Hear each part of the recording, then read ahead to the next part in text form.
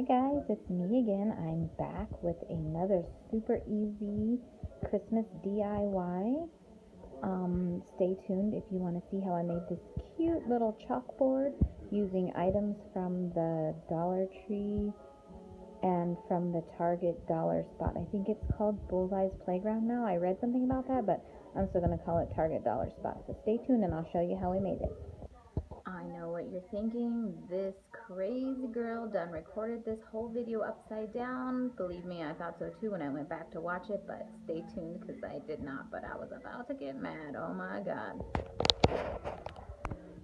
Okay guys, so the things I chose to use for this project were a spool of ribbon I had picked up from the Dollar Tree. I wasn't sure what I was going to do with the snowman ribbon, but when I put him next to this board, I knew instantly that this was going to be the ribbon I was going to use. You will also need a bell that you choose to use, whatever color you pick. I chose the green because I thought it just really popped off this ribbon. So cute. You also need some scissors. Now the piece of ribbon, to go back, that I measured out for this was 61 inches. That is going to take up most of your roll of ribbon, but that's okay. And then optional, I think I might try to add some of these stickers. Maybe this holly leaf up here in the corner of the chalkboard, but we'll see. We'll play with it and see how it goes. And then your chalkboard. Now you can get a chalkboard from anywhere. This is how the one came from the Dollar Tree dollar spot. It was $3. It has like the picture frame stand in the back, which is going to go perfect on my bar. And I'm not going to use this for a holiday countdown. I'm actually going to use it to write my dinner menu for the week or for the day on here, or to let the rest of the family know what we're going to have for dinner, or if it's, family meal or fend for yourself night. So stay tuned. Alright, let's get started with the ribbon. Now remember, I'm holding my phone and I'm going to try to do this as best as I can with one hand. I may have to get my husband to come in here and hold this for me.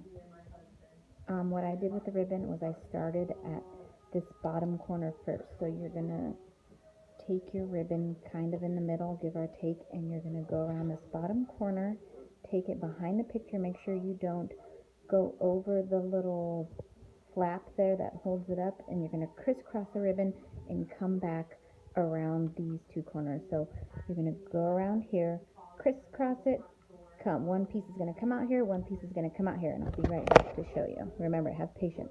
The ribbon pulled around my back corner, my bottom corner, sorry, and I'm going to flip it over so you can see.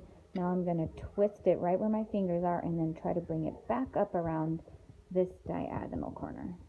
So we have our bottom corner done, and then as you can see in the back, I crisscrossed the ribbon underneath so that little flap could still come up, and now we're ready for the fun part.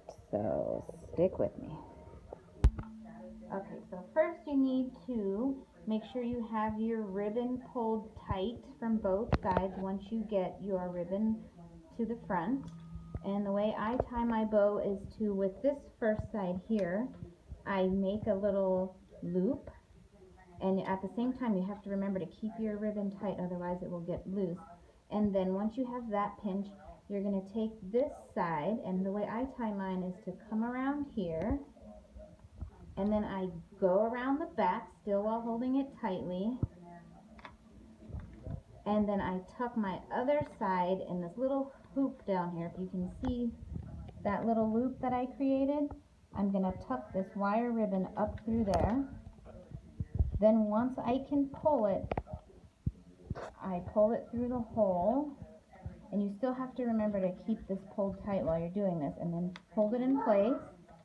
You need to kind of feel what side is going to, see if you pull this side, the ribbon will just loosen up down there. You don't want to pull that side, so that means I want to pull the bottom, and that's going to tighten my bow in the center. And then the same thing with this side. If you pull the bottom, your tail's going to come, and you don't want your tail to come loose. You want to tighten it from the top. So at the same time, I'm going to pull the top of this one and the bottom of this one, and it's going to give me my bow shape. And because we used wire ribbon, you can then shape your bow and it will hold the shape you want. And then you take the ribbon and kind of shape it. Now I purposely made my piece on the top shorter so it would kind of go up, and then I let the piece down here hang longer so it could hang off down to the side.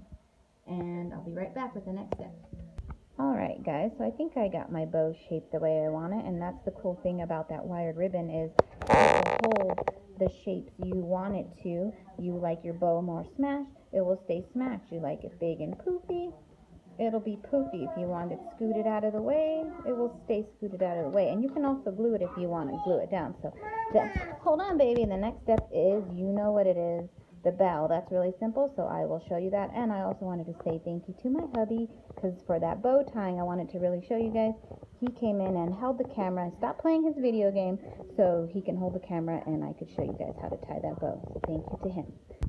Alright guys, so at this point I have got my bell on there. I've positioned my bow the way I want it. And I also was really quick going to tell you that I did decide to put some stickers on. I didn't want to overcrowd it or have too much going on since this ribbon is kind of busy. So what I did is took two of these little holly leaves, I believe they're holly leaves, and I put them right up there in the corners, because I know when you're writing you tend to not use those very, bottom corners, and it's also really hard to clean the chalk once you write in there. So I thought those there would be a really good idea. Now, give or take, you can do what you want. You could put bigger stickers, or maybe you would even choose to put them on the wood themselves, but I really liked them right there. I thought they kind of tied everything together. And I also wanted to give you a little cheater information. If you didn't want to waste that much ribbon tying your bow on here, you could also fake it. You could cut a smaller piece and then hot glue the two back pieces. Let me show you.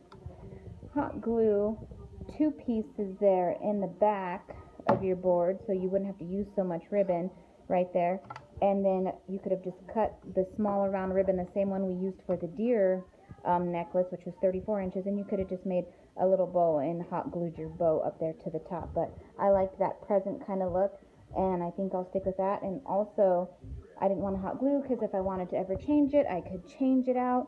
And one more thing about this board is you could have it either way. So I chose it the long way. The stand also holds it up the landscape way. So you could do portrait or landscape. And again, just to let you guys know, this board came from the Target dollar spot for $3. You can find them anywhere. You can make your own from the Dollar Tree, or if you have an old chalkboard laying around and you want to make it Christmassy, use it.